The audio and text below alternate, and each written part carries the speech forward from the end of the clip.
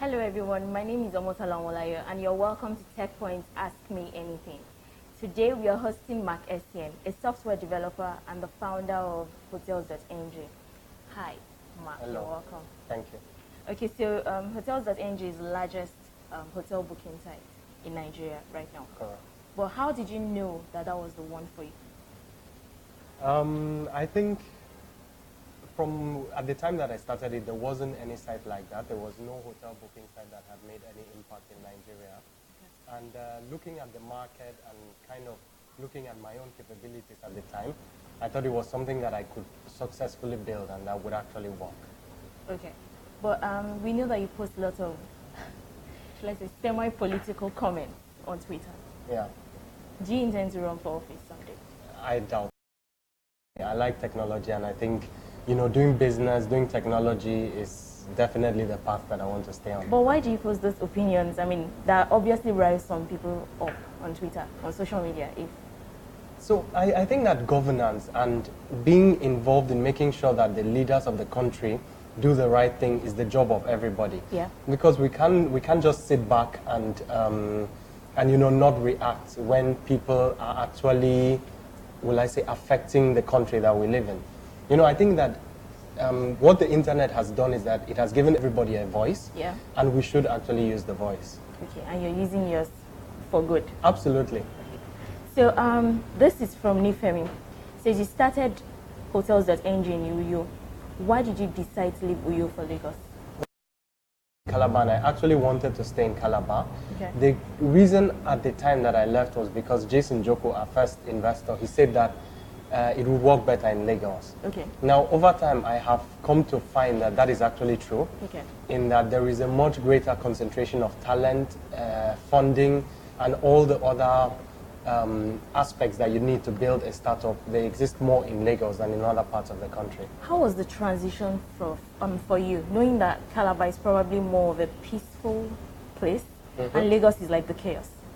I mean, it's very, very traumatic even till today. Like, I'm still not used. I'm very much of the quiet kind of small town person. Yeah. I'm still not used to all the hustle and bustle of Lagos. Do you go by public transport? I've never done it, no. Not in Lagos anyway. You should. Okay, so this is a question for you. You look gentle, but what's the most trouble you've ever gotten into? The most trouble I've ever gotten into? I'm not sure I can remember. Okay, so you don't get into trouble? I do. Of course, everybody gets into trouble, but I can't remember an exact one now. Okay. What have you learned as a business owner that has served you well over the years? Well, a very important thing is that you need to pick the right people to work with. Okay. And I think one of the important aspects of that is that it's something that you have to learn by experience, because there is no one size fits all, because a person that works very well with one person may not work very well with another person. So everybody has to find that method that they will use to pick the right people that work very well with him. And also to change people when you find out that somebody doesn't work well with you. So I think the important thing to learn out of that is that you have to work quite a bit in hiring people and in evaluating people to really understand how to do it well.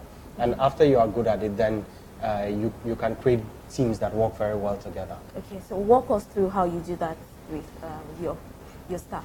So the process that we go through is the major thing that I care about is people that have depth to their thinking. Okay. So when I say depth, I mean they don't just look at a problem as a one-sided simple thing for which there's one solution.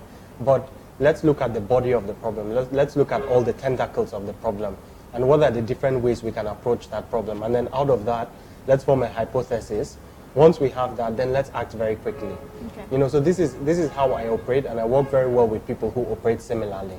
So our method, or the method that I use, is basically to just look at a person's depth of thinking by posing questions to them, kind of difficult questions, and then see how they address it. If they address it in a way that is, like something that I like, then I think we'll probably work quite well together. Okay, so this question is about Nigerian graduates. Do you think most of them don't have the skill set necessary for the work life? Honestly, I think most of the graduates in the world don't have the skill set necessary for working life. Okay, so what makes Nigeria different? I mean, most founders have always complained about how the gap between the skills, but I think I find that complaint more in Nigeria than in any other part. I don't think it's a Nigeria only problem. It's generally a problem. When people leave university, they often they know a lot of theory, but they don't know how to actually do things. Okay. Now they work for a bit and then they end up knowing how to do those things and they get very useful in different companies. The real problem in Nigeria is that there's nowhere for them to work. Yeah, so if you are, let's say you study marketing and you now want to become a digital marketer, even if you studied marketing abroad, you're still not going to find a job as you're still not going to have the skills as a digital marketer. Yeah. But at least you can find a place to intern, you get a little bit good and you start getting good. In Nigeria, you're probably not going to find those places. Yeah. Now, if you don't find those places, you never get good and then you're on the market for several years. And you start getting other trades that are not useful for you. So I think it's not a problem per se of the graduates being lazy or there's anything wrong with them. It's a system. Like it's a chicken and egg problem. Once there are enough companies requiring those people learn quicker and then actually become useful in other companies. We just don't have enough companies in the country. Yeah, but you did an interesting thing with hiring interns, like over 100 of them. Mm-hmm. I read your article about that, about your experience with. So do you think it is hard work that actually sets one apart, or what other skills do? Okay, so in our last internship program, we had 1,100 people that joined the program, and they were remote interns, and they wanted to learn to become software developers. Okay. At the end of it, after 3 months, we had just 30 left. Yeah, after the second week, 400 were already gone. Then the week after that, 400 were already gone. What were you doing to cut them off? We give them tasks. So we just give them a simple software development task. Well, okay. Simple is subjective, but basically a task. And then those who cannot achieve the task, they drop out. Yeah. And this plays into my fundamental belief in that many people will think they want to become software developers, but when they actually have to do it, they are not going to do it. Like they'll end up not doing it, and so they'll find out this is nothing for me, or maybe this particular approach is not the right one. So this refinement process basically allows us to find those people who have such deep interest that they are willing to do all those tasks. And by the way, we're about to start our new software developer internship again. Okay. But this is going to be a special edition for Akwa Ibom State. Okay. Because the government of Akwa Ibom State has partnered with us. After they saw the last one, they now said they wanted us to do something similar for people in their state. So now we're going to do a similar process also, where we basically just refine and extract the people who have good potential to become software developers and actually make them into the condition where they can start learning to actually become productive in companies. Okay, that's good. So what sacrifices have you had to make you a successful entrepreneur? I think the major sacrifice is that you lose a lot of free time in that you have to spend so much time learning about your craft and so much time continuously advancing yourself from one stage to the other. Because even if you're an entrepreneur with a 10-man company, by the time it's a 50-person company, there's so much you would have to learn. And if that company goes to 100 people, there's another great body of knowledge. Yeah. So you continuously have to be digging in deeper and knowing more and more, and that just takes away all the free time that you would have to do other things. Yeah, okay, so that reminds me, you're a technical person, so normally you shouldn't be bothering yourself with finance, but you have to deal with it. Absolutely. So how do you do that? How do I deal with finance in the company? Yes, in your company. And I know that you said you don't have the senior management staff just yet. No, well, now we do. Okay, maybe at the time I said it, we didn't, but now we do. Okay. So finances, I know a lot about it. Like I can deal with most of the financial terms around startups. But I learned about it just because I want to have a clear idea of what's happening. So I can prepare any form of, a balance sheet or management accounts. I know exactly what's going on. But the actual work now is done by a very competent head of finance. Okay. At the time when you received your first funding from Spark, did you know all of these things about finance? Oh, absolutely not. Okay. So I didn't know any of it, and it's the stuff that I've learned over the time period since then. Okay. So this question is from Sitting. How many hours do you sleep every night? Maybe 8 or 9.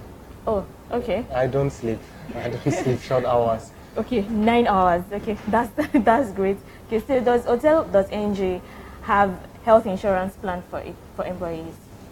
Yeah, we have health insurance plans for all our permanent employees. Okay, so can you tell us a bit about that? So it's a government mandated. I mean, it's done by our compliance department, but there's I don't know if it's government mandated, but there are this health, I don't know, services or those companies like the pension houses that you register everybody on. HMOs, yeah. Yeah, the HMOs, exactly. Okay. So has you because I've always tried to keep the time I spend in the business, will I say, insular. So I don't stay excessive hours in the company. I come in at the normal time and I leave at the normal time. You know, so it's the same as before in that. But you know, now I go home to my wife. Okay. So you once had a co-founder. Or No. you still do? No, no. You've never had one? No. Okay, but what advice would you give to someone who needs a co-founder? What are they supposed to look out for? Well, the question is, why does the person need the co-founder? Like, what is the reason? Okay, because I think most startups in Lagos, let me say in Lagos, have co-founders. So it can be, I don't know where that mentality came from, but I'm sure that most people have co-founders. Like, they don't start a business alone. They co-found it with someone. Maybe, I don't know, maybe like you're the technical CEO now. Maybe they need some, I don't know, for appearance's sake. I don't know, for whatever reason, but that's the question. So my philosophy on that is this: the best way to form a business is with a co-founder. Okay. Yeah. The second best, the best way to form is with a good co-founder. The second best way is with no co-founder, and the worst way is with a bad co-founder. So, okay. So you pick the second best. Yeah, the second best, because it's better to do it alone than to do it with a bad co-founder. And I think anybody that really needs to go, doesn't have somebody that they can easily work with, that they are not close friends with, I think it's better to go alone. And then maybe along the way, if you find somebody that is really good, then you work with the person. But I think, you know, really making it a goal to find a co-founder before starting a business, I think that's, you know, putting the cart before the horse. Okay. Have you turned down any investment offer? Yeah, we've turned down several investment offers. Okay, so what made you do that? If the major reason has always been if the people that wanted to invest had very strong ideas about things that I knew were wrong. So because when you're in a business, it looks very simple. To everybody, it's like, you guys just have a website, you know, people book. What could be so difficult about it? Why do you need so many staff? You know, so people don't get the intricacies behind it. They don't get when we're calling hotels, when we're signing, the team we have, the people we have in Meduguri. You know, they don't know that all those things should be managed. Yeah. So from the surface, every business looks simple. So when there's an investor that comes and he looks at the surface of the business and he now tells you, this is exactly what you should be doing, but he doesn't actually understand the business, it's fine if he's not insistent. But if he's very insistent, then I know that this is going to become a bad investor, because he's going to try to influence us to do the wrong thing. Okay. And in such cases, like, I'd rather turn it down than to take that money that can actually harm the business. Yeah. So your experience when you started pitching Hotels.ng to investors, to potential investors, this person wants to know, were you scared silly? Did you lose your voice? Were you jittery? No, I don't think I was. Okay. Like, so I think all nervousness should be felt before you start talking. Once you start talking, then I don't think there's any point being nervous anymore. You're already in it. It's like going down a slide or something. Once you slide, then yeah, but I'm sure you started this fresh from school. I mean, with little or no knowledge about Nigerian terrain. So pitching it to investors must have been a bit hard. Not really, because I believed in it. And I think if you believe in the concept, then you're telling what you know, and it's going to be clear. You know, you're not going to be afraid of it. If you don't really believe in your product, then you can be afraid. But if you believe strongly in it, then you're actually doing them a favor by even introducing them to this. Okay. So this question says, we learned you adopt a remote working culture. How does that work for you? Yeah, it works out very well. So we are quite flexible on working. Okay. We allow people work from the office or work from home if they wish. And I think from my own experience as a software developer, there are days that you just don't want to be distracted. You want to stay at home alone and really just do your work. And I think it's perfectly fine. And we're productive. So long you have a proper way of tracking what people are doing, then it's perfectly fine. And with software, it's always clear because people close tickets or they close issues, so you can see how their issues are coming out. Right, okay. So this is from Kenneth. What is Hotels.ng revenue model? What is Hotels.ng doing to accommodate other platforms as well as to share their info with other platforms, like developing a public API? So our revenue model is simple commission-based. So for every booking, we extract some kind of commission that is paid by the hotels and not the customer, because the customers actually get discounted prices.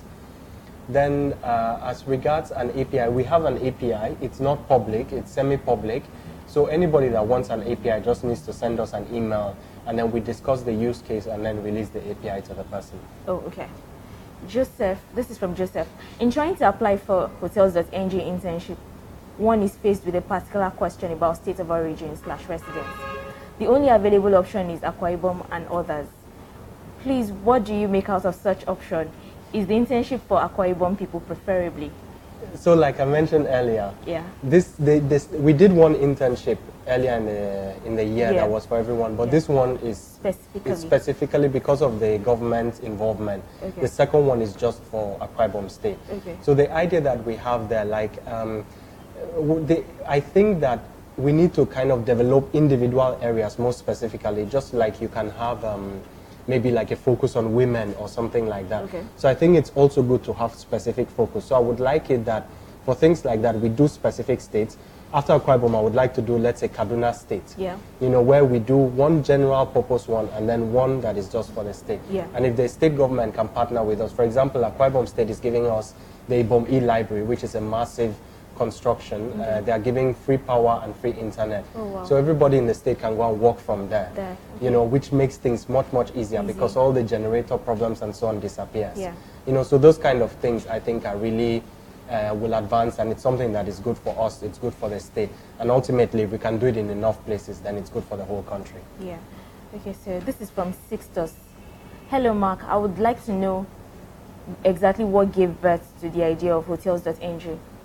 Hotels.ng was not kind of an inspiration. It's more of an analysis of the market, really looking at what the market needed at the time that we started it. Now, it was just a simple, you know, cut all the options and then find what works best. So it could have been something else? Absolutely. Okay. So this is from Fred. Hello, Mark. You've successfully built Hotels.ng at any point. You've successfully built Hotels.ng. At any point, did anyone, in quotes, investors, bug you about getting a co-founder? Or is getting a co-founder not applicable to technical founders? Nobody has ever bugged me about getting a co-founder. It has never come up. I don't know what his experience is if people have asked him to get a co-founder, but I don't think it's something that anyone should force themselves into. You know, it's like saying you want to run for governor and you have to get married. So, and then you go and find somebody to just marry. Like, it's not the right way to do it. Yeah, you explained that. So this is from Douglas. Hi Mark, is machine learning being applied in various operations in Hotels.ng, and what areas are they being used? Yeah, machine learning does get applied, but in very specific things. So we do it for cancellations, so to know how people are going to cancel. Like, we predict if somebody will cancel because it allows us have less no-shows at the hotels. And we also use it for our recommendations. So recommendations of hotels that people can click on. Okay. So this is from NG Mix Body. Mark, your core business is hotels. Why do you run internships when there are other companies locally that do this? Why not just support them? The way we run our internship is different. So the primary purpose, the reason we do internships is because in the end we're a technical company. Almost everything we do comes from our product team, that's the software developers, and the marketing team, and the design team. That means that we need to have a lot of very competent people in each of those fields. And as the business grows, we need more of those people. In Nigeria right now, there are not enough of those kind of talents there. And the internships that we run allow us to have access to good talent immediately we need it. Okay. You know, the investment, the money investment is actually really small, but the impact on the people that we are helping is quite large, and then the impact on us is very large because we get to hire a lot of these people into the company. Yeah. So I think that every company should always be building a talent pipeline where they know that they can face a talent shortage, you know, and that's what we do. Okay. Let's talk about your staff for a little bit. Do you think you have to control them in order to get their best at work? What do you mean by control? Giving them specific tasks and maybe monitoring per deliverable, or are you just open enough to allow them to go with the flow? It depends on the particular role that a person is doing. Okay. So if, for example, you are working in customer support, there's a script you have to follow. There's a process, a time span, for example, that you need to complete a booking. Yeah. So somebody cannot just say, you know what, like, because of freedom, I want to do this booking in 1 hour. It actually affects the company. So for those kind of roles, we need to have like a strict quality control process, okay, where we actually say, you know, this is where you start, this is where you end, and you must deliver within that time period. You know, so depending on the role and the impact on the customer, there can be very strong restrictions. Yeah. But in more creative roles, then it can be pretty free. Okay. So another question. What's your position in your family? My position? Yeah. The second child. Okay. Out of how many? 4. 4. Okay. Interesting. Your favorite snack? My favorite snack. Drinks don't count as snacks, do they? No. What do I like? I'm not very sure. You're really thinking. I like wafers. Wafers. Okay, wafers. Yeah. Great. Okay, so you love to read. Yeah. Recommend top 3 books that you think every entrepreneur should read. The first one is Traction by Gabriel Weinberg. Okay. Like, I think this is the #1 must-read book. The second one is Competition Demystified. I don't know who authored it, but it's a big textbook that's very valuable. The third one, I don't really have a third book. Those are the 2 that I would say that everybody should read. Okay. So this is from Daniel. What are your take on social media influencers? Do you currently employ or envision employing influencers on campaigns at Hotels.ng? I don't know much about it, but it sounds very snake oil to me. Okay. Like, I don't believe in social media influencers. Okay. So this is from Akimbola. Hey Mark, how many bookings do you get daily? Are your numbers more from international bookings to Nigeria or Nigerians going to Nigerian hotels? Those are trade secrets. Okay. All right. This is from Kingsley. Hello, Mark. It's so great to have you on set. Please, I want to ask you, how can I reach you directly so as to get an appointment to feature you in a virtual conference that we can record and beam it live afterwards for people who don't have internet access to get to hear your story? So I can be emailed mark@hotels.ng, Okay. or by phone. I'm a bit choked up. So, or you can come to the office, number 3 Birrell Avenue in Yaba. Okay, so this is from Korede. Hi Mark, how did you get across the investors? Did you reach out to them or they reached out to you? Our first investors reached out to us, and then subsequent investors, I reached out to them. Okay. Yeah. Have you attended any hackathon? As an organizer, but not as a participant. Okay, what do you feel about hackathons? Do they actually make an impact? I think, yeah. Like, I think hackathons are definitely good for the ecosystem. Like, they connect developers together. Okay, interesting. But there is a grapevine gossip that founders raise money and immediately get married and, you know, spend the money on lavish things. And also, Tayo obviously wrote an article about how investors have to be cautious. What's your take on this? I think there are definitely going to be some bad founders that do that, but it's getting minimal now because the people that are raising money are much better. Like, they are raising money from reputable people. They have reputations themselves to maintain, you know. So I think back in the day it would have been possible. Nowadays, quite unlikely.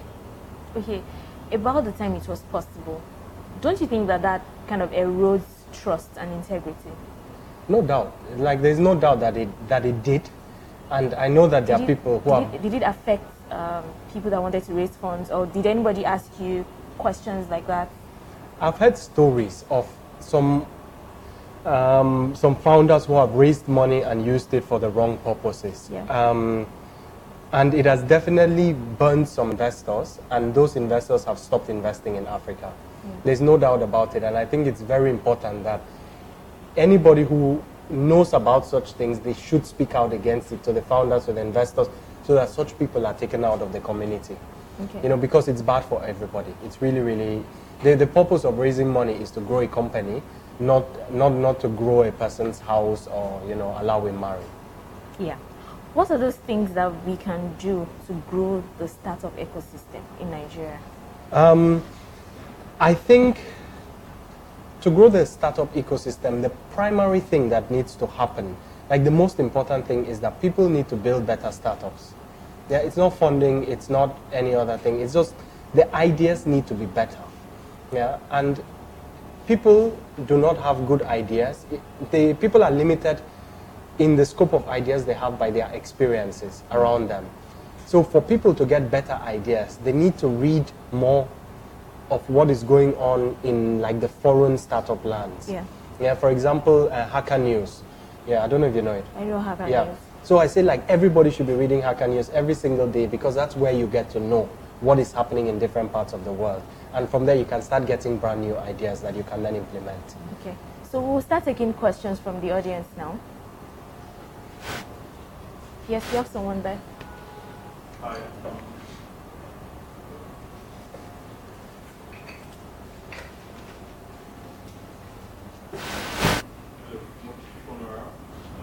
Sorry, I didn't get your name. Okay, Chukwu. founder CEO of Techpoint.ng. Now, my question is this: we're all big on leadership, the tech industry. Then, Yamacon is a dream everybody wants to see come to pass. How come every tech giant is shying away from the responsibility? Because if a platform is going to have to exist, we need people who have experience and understand the reality, the reason why such a thing should be in the first place. That's the first question. Sorry. The second one is, being that you're a founder of a big technology company, how do you manage the workspace and marriage? It's something scary for people like us who want to go into what you've been into. Thank you. Can I just, okay. Yeah. So the first one, so the Yaba dream. So some people, like everything, some people will buy into it, some people will not. Some people, a lot of people will be neutral in that they don't really care. They just wait when there is some kind of advantage. The people who advocate Yaba being a cluster are actively working on it. People like Tommy Davis. Tommy Davis has put a lot of work into making Yaba a cluster, or Bosun Tijani from CC Hub. Like, they keep on doing work, like the Yaba manifesto that they did recently, Yaba for Tech that Tommy is organizing. Omobola Johnson, the former minister, her office is in Yaba also, and she has participated a lot in advocating this idea of Yaba. So it's not that we are doing nothing, it's that it's actually very difficult to do anything significant, because a cluster means people come and build their companies here. And you need to give people a reason to do that. There's no really pressing reason yet, right? Yaba and Ikeja, there's actually not much of a difference at this point in time. But the advocacy work and the kind of awareness that is being done now by all the people, and we also help, like I'm a big supporter of this, is what will ultimately make people come down here.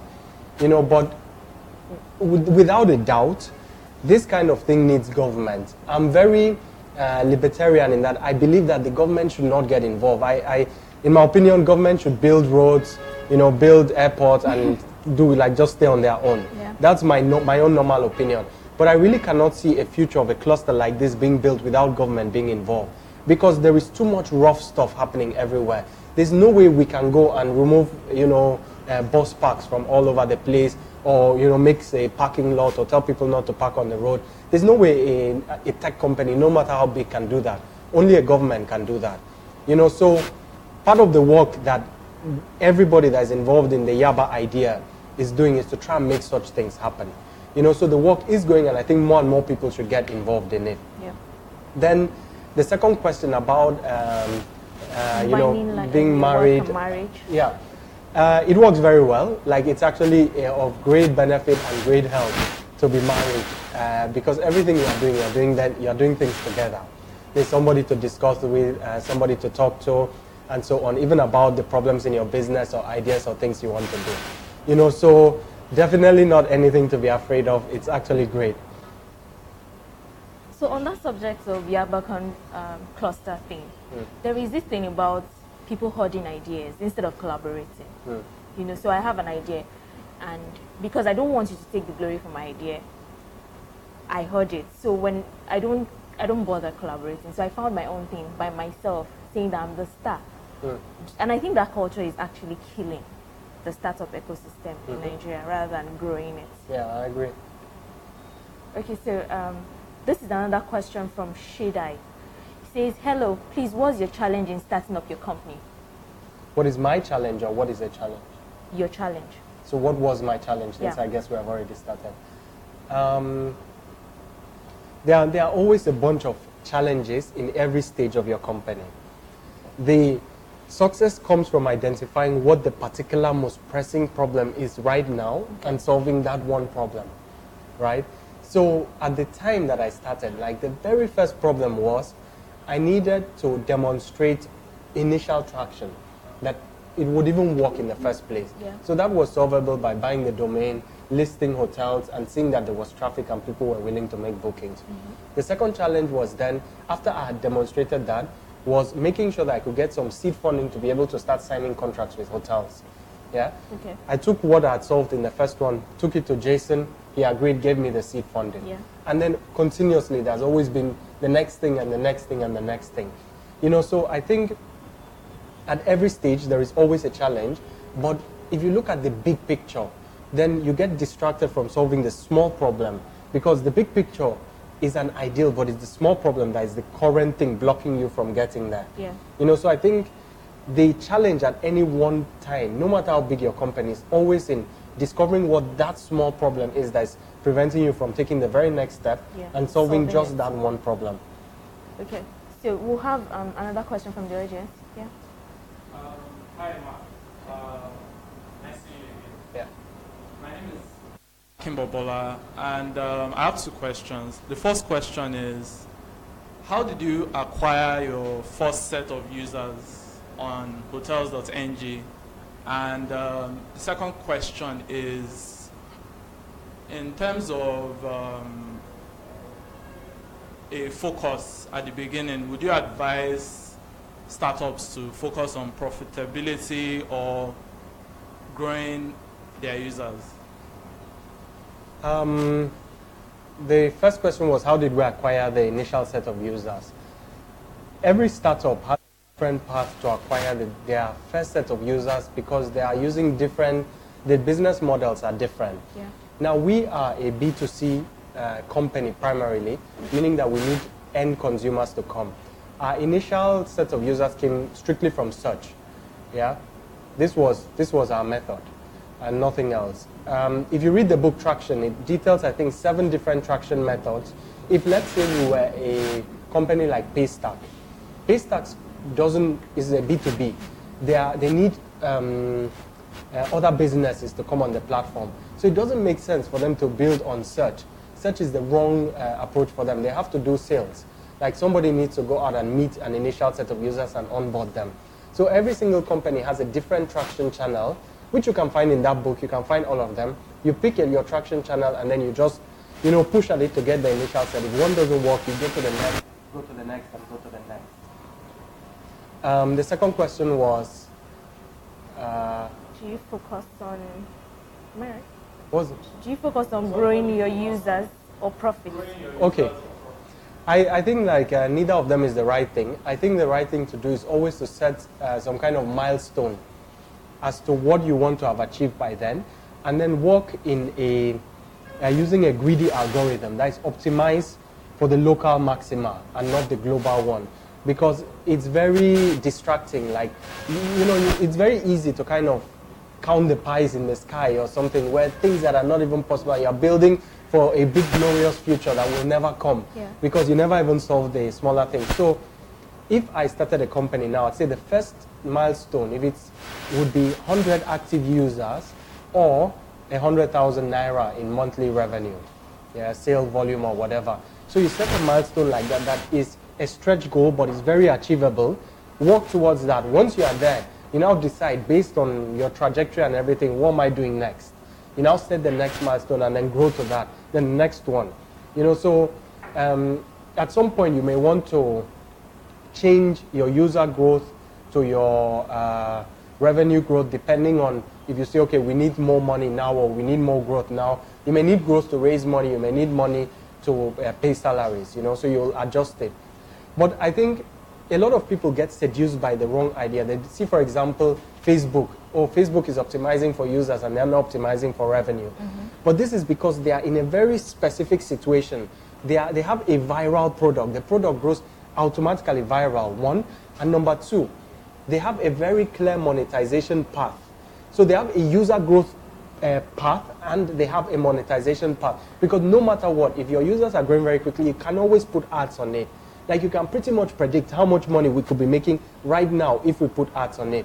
So it's fine, because if I have $1 billion in the bank, okay, or $10 million in the bank, and I know I can be generating 100,000 now, but it's going to cost me.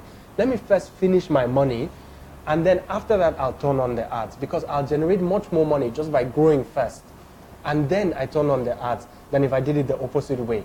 So when people hear that thing, they start thinking, oh, I've got like 3 active users. Let me, like, you're not even on the same scale or with the same kind of business. Like, it's always good to grow both in parallel. In the end, you will need money to survive. And if your business ends up not being massive, then it's better it's the cash that you count and not the users.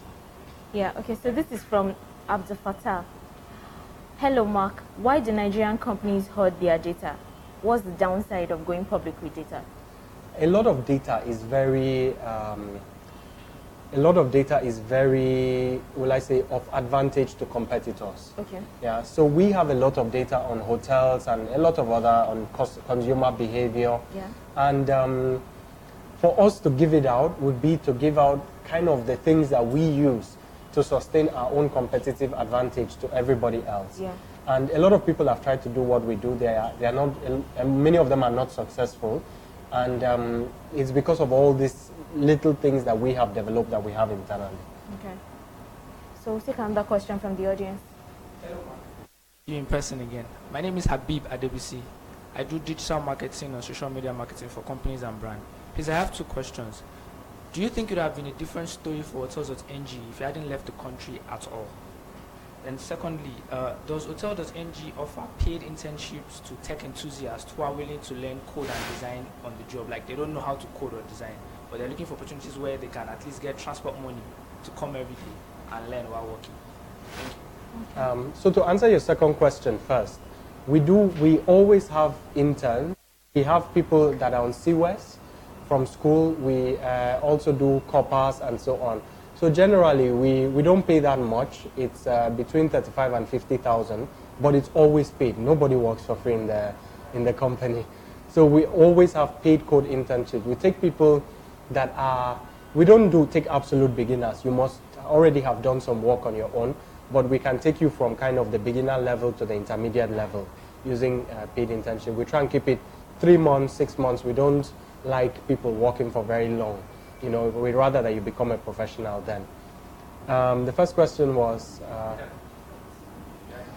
so if I hadn't left the country, I may not have done this particular company. Obviously, my trajectory would have been different. I would have been doing something else. Maybe I would have a transport company or something by now. But no matter what, I would have done something in tech. Because when I left the company, I don't know, the year that I left the company, I'd already built a tech startup and had sold it. Yeah. So in like that very year, and I was fresh out of Ikotekwana, I didn't even know anything about this stuff. I'd never heard of acquisition, never heard of all this stuff. But I built a file sharing company, and after like just a few months after it was released, I was getting calls left and right, and then I sold it to a big German media company. And like I think there was the only significant difference being abroad was that I had access to a computer. Yeah, I didn't have one when I was here. So it took me some time, like some months to learn how to do it, some months to learn how to program, and then I created this thing, and some months later I'd already sold the software. So if you have the grit and the drive, like no matter what, no matter where you are, like you're going to achieve all this stuff. I don't think being in or out has anything to do with it. I'd rather say the people who leave, it's more likely that their parents are wealthier, and that is a bigger predictor, because people that are wealthier take more risk because they know their parents will always take care of them.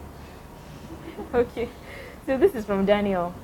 He wants to know if having a business plan is compulsory when talking to investors, and the paperwork that he needs to have when he's thinking of raising a fund. I don't think having a business plan is compulsory. Okay. Jason Joko has said he has never made one. I think we have only made one once, and that was quite recently. Okay. You should have a plan, but not in that. It's not necessary that it must be in that standard business plan format. Okay. You can just have some kind of pitch deck, and it's fine. Okay, so but what about paperwork that you would need if he wants to raise a round?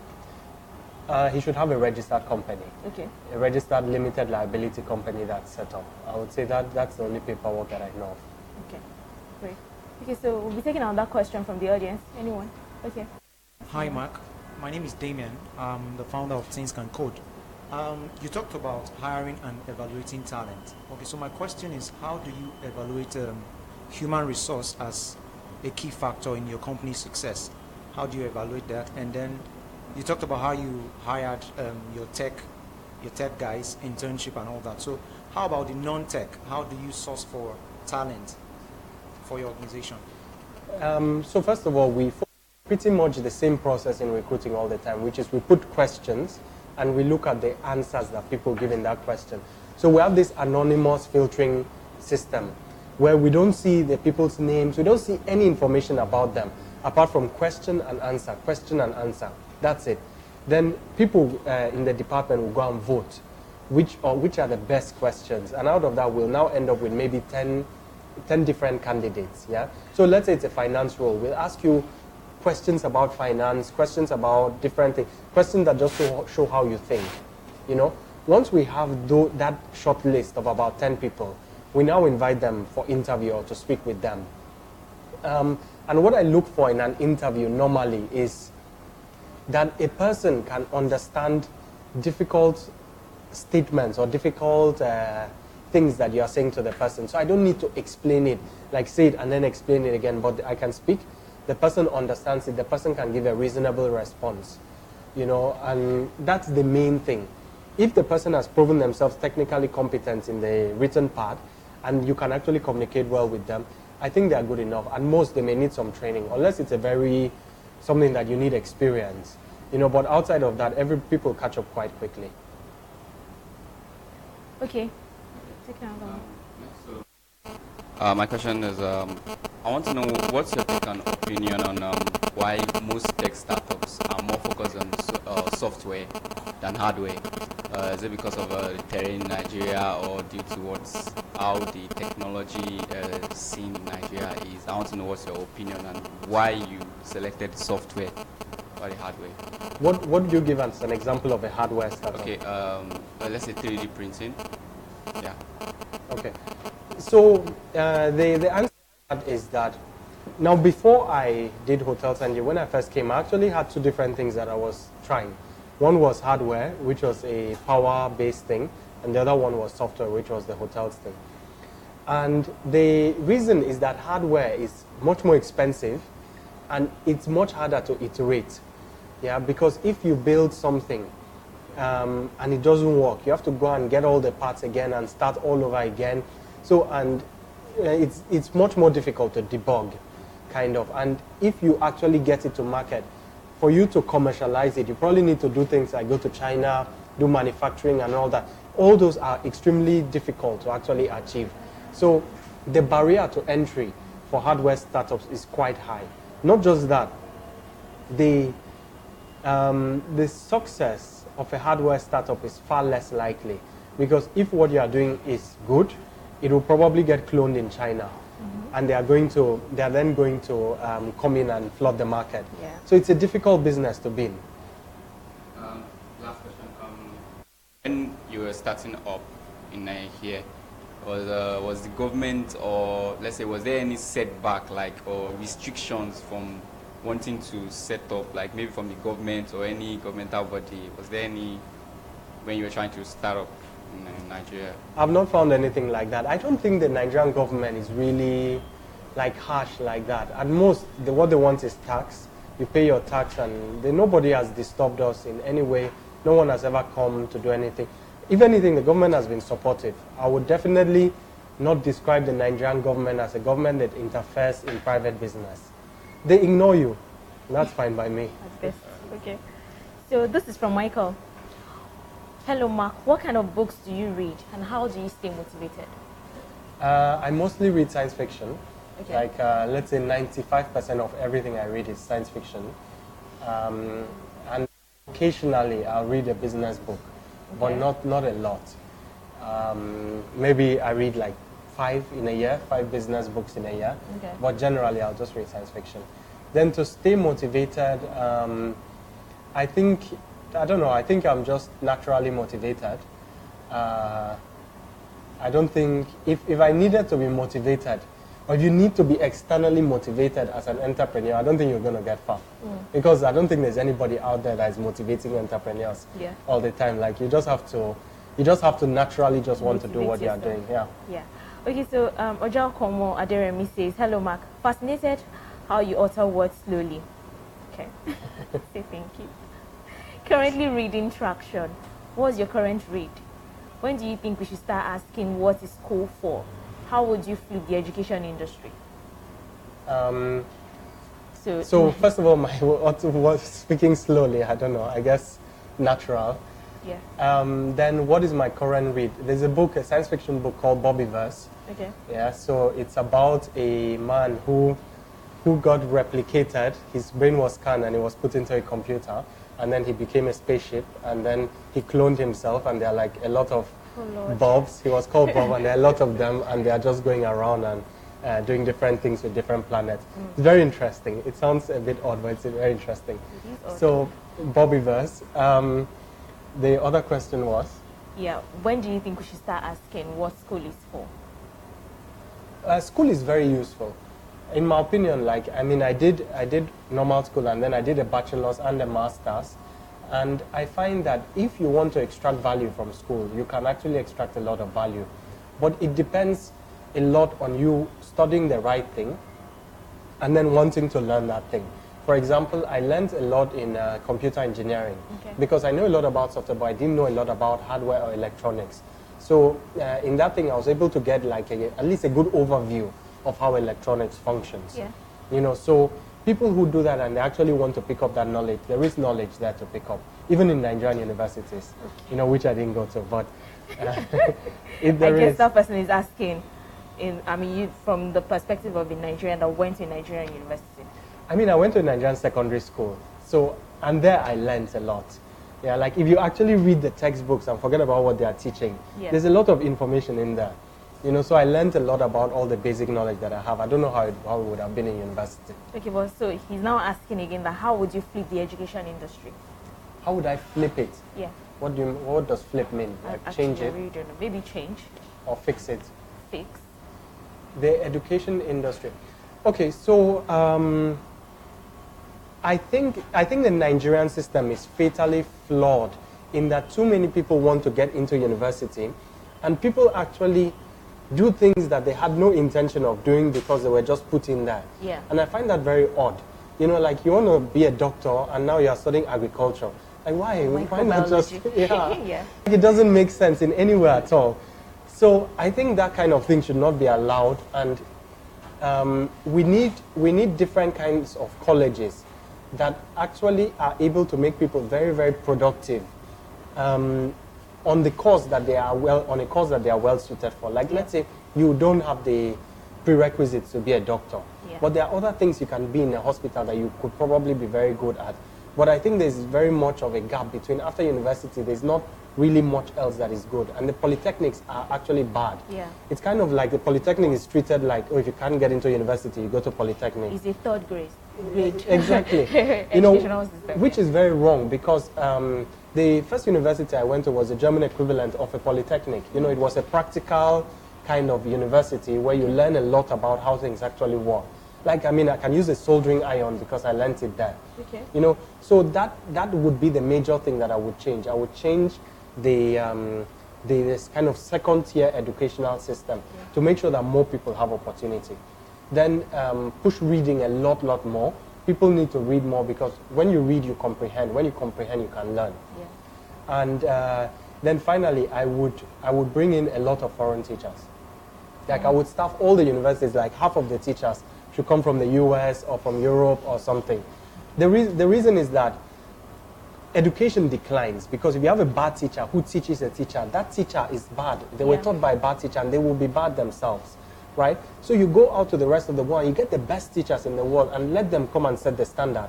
That's what I would do because we have generations of bad teachers. And say what you might, and all the unions and all whatnot, they are going to protest against this. Yeah. But the fact is that the people that are graduating are bad, and if the people that are graduating are bad, then the teachers are bad. Yeah, so those teachers should not be teaching. Like, let them go to UK and study masters again. Yeah. Then get the people from the UK down here to come and teach, at least for 20 years. So the next generation of teachers are actually very good. Yeah, and then after that, every other person who wants to teach in university, first go and study abroad for like 10 years, then come back and teach here. You should consider taking a political appointment one of these days. Yeah, I'll I vote doubt. for you. Okay, so we'll be taking the last few questions from the audience. Hi, Mark. My name is Rowan Akewale. I'm the founder of Wash and Carry. Okay, my first question is that can entrepreneurship, can it be taught, like in class? Can you actually learn it?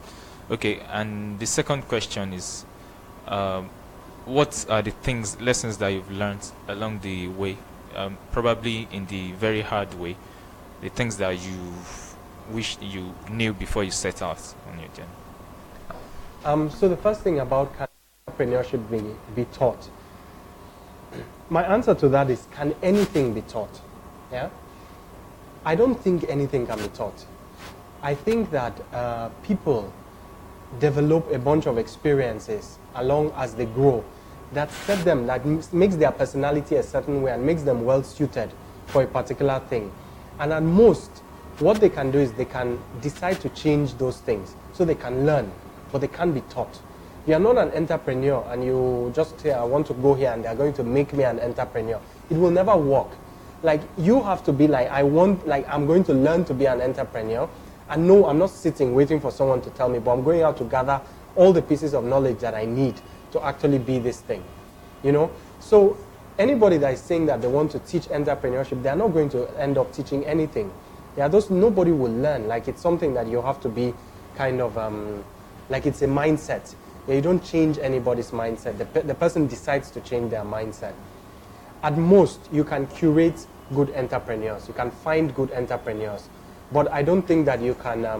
I don't think that you can actually teach people how to do this. And the other question was The things that you wished you knew before you started business. I think the most important thing to know is that there is a certain.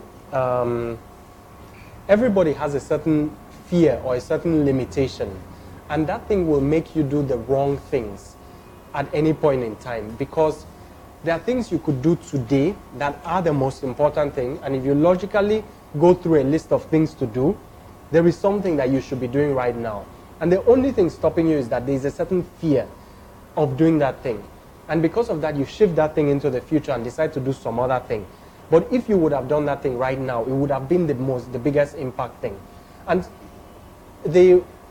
nobody will ever consciously admit that they are afraid. All that they are going to do is that they are going to say that this is more important right now, or let me do this thing, like I really need to complete it. It will look very urgent. For example, somebody could be in a business where he has to make a big corporate sale.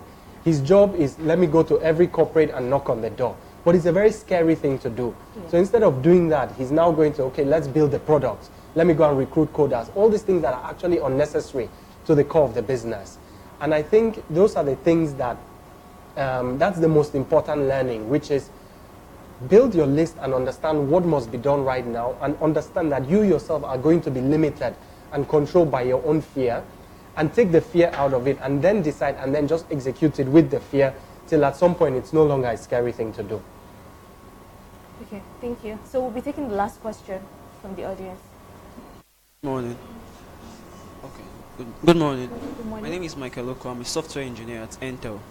So I would like to ask, are you currently very active in the current development of your business, like the software side, the software engineering? That is the first question. And the second question is, are you interested? Are you looking forward into VR and AR in Nigeria? The first one, I didn't quite hear it. Are you currently active in the software development of Hotels.ng? Okay. Active in the software development, not directly anymore. So I don't code. If I code anything, then I'm just going to code a. If I code anything, I'll only code a report. That's the end of it. So, but what I do product management still. I do testing. I do, like, when we're outlining or we're setting the goals and so on, then I would do that. The other question you asked is about VR and AR in Nigeria. So, I don't know about VR, but I think there is a lot of opportunity in AR. But AR is something that it has limited possibilities. You cannot do absolutely everything in AR, just some things. Yeah. So if one does the right thing at this point in time, then it will be successful. But if one does the wrong thing, then it would end up going nowhere. I see it as something like drones, in that it's useful, but it's not what people thought it would be. Everyone thought there'd be drones everywhere by now, but kind of the hype is over. So, but people are using drones successfully in some fields. So it's the same thing with AR and VR for now. Also because of hardware, we don't have the right hardware. If I could just wear glasses and it would work, it would be nice, but it's still too complicated for that. So it's early times. It's very early times, and we need to be careful. Like, you always need to watch the timing of a market. Okay, so we have just one last question. Yes. My name is Patrick Hobaji. I would want to know, I know that when you conceived a business idea, sometimes you may need to share it with somebody. I want to know, when you first conceived the idea of setting your Hotels.ng, did you ever share it with anyone? The kind of encouragement you received from the person, was it something encouraging or was it discouraging? And secondly, you also talk about fear. And can you be more practical? Maybe give an example of a particular fear you actually faced, and then how you overcome it.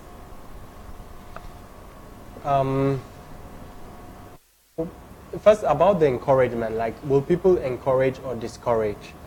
Now, when I started Hotels.ng, when I started talking about it, I was speaking to everybody. The founder of Nairaland, Sean, he's my good friend. Like, we've been friends since maybe 2005 or so. So he was one of the first people that I told him the idea. And he said like he doesn't really think it's going to work. And I think he has maintained that opinion until now. Like, he still thinks that it's going to blow over very soon. Even after the success. Yeah. So I spoke to a lot of people, and I analyzed the idea with them. People like O.O. Nwoye, Sharif Shitu, all the guys that were really, prominent in the tech industry at that time, and probably still are today. I spoke to all of them. And, many of them encouraged it. Some pointed out flaws. Some told me things that I needed to fix. But I didn't mind. Like, I thought at the most, when we test it, we'll know. So my job was just to take it to test, and I took it to test. At that point, I knew more than they already, because at that point, I could actually start seeing the traffic and so on. The second question was about practical examples of fear, right? Or things that I was afraid of, right? Now, let's say, for example, something that I delayed too long. when we make our revenue at hotels, we do that by collecting commissions from hotels. That is, if you make a booking, even if you don't pay us, the hotel still pays us money. So for a very long time, this was something that we said, okay, it's going to work. We should do it, but we're not going to do it now because we don't want to go around starting to ask hotels for money. You know, and we delayed it too long, and we had too few people working on it. So by the time we actually started it, we found out that we could make probably 10 times, we started making up to 10 times the money we're making from the other one just by being very good at that thing. And I now knew, like, okay, all along, I actually knew this, but why didn't we do it? It was always like, I'm doing this other thing, because it felt kind of, what if the hotels start cutting themselves off? What if they start getting upset? You know, it was kind of like, hey, this thing is disrupting the business that we're actually doing quite okay. So why should we be doing it now? And we delayed it for much too long. So we actually went in to put the effort into making it work. You know, so that's a practical example. And those are the kind of things. It's all fear always has reasoning to keep you from doing it. You'll always have very solid, very good reasons why you don't want to do it right now. Yeah. And it's those exact reasons that you have to counter yourself and say, like, you know, I know it's this thing, but I have to do it no matter what. You know, like, don't convince yourself not to do those things because you're afraid of doing them. Okay, so it's only guys that have been asking questions from Mark, like, saying, any lady. Okay, we have one there.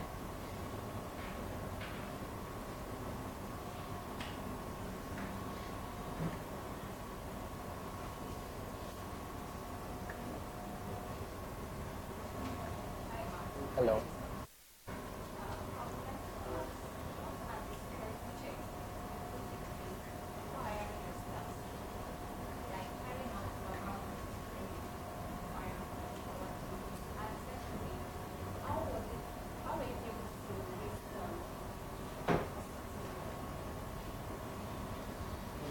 So the background checks and regarding the background checks for the staff, we do a standard screening.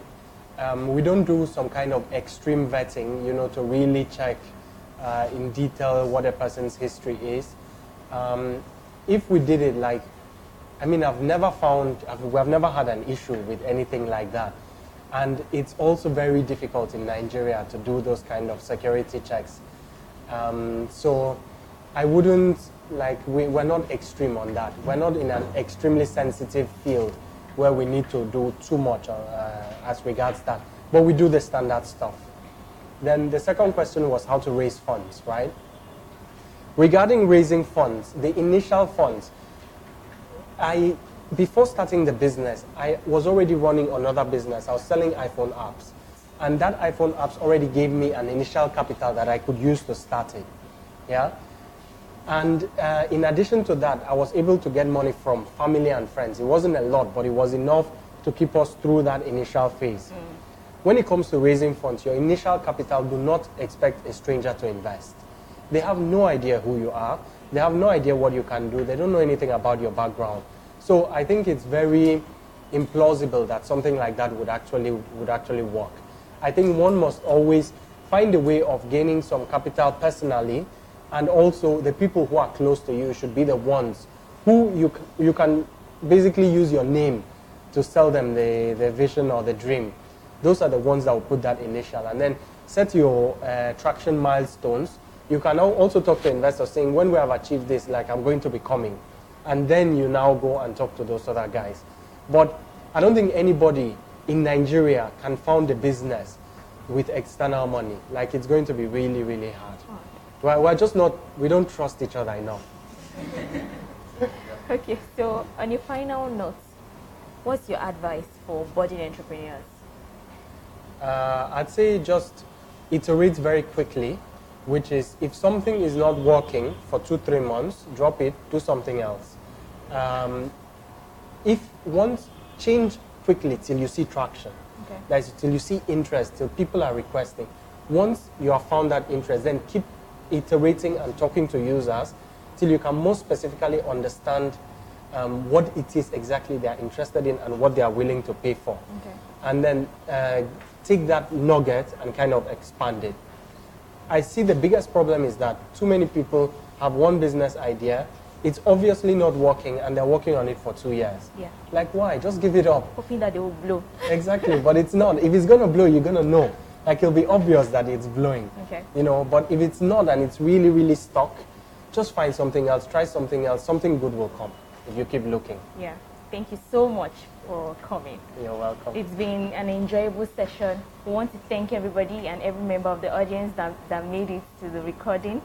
Thank you, everyone. On behalf of the TechPoint team, we say thank you. And to our viewers online, thank you very much for joining us, and we hope to see you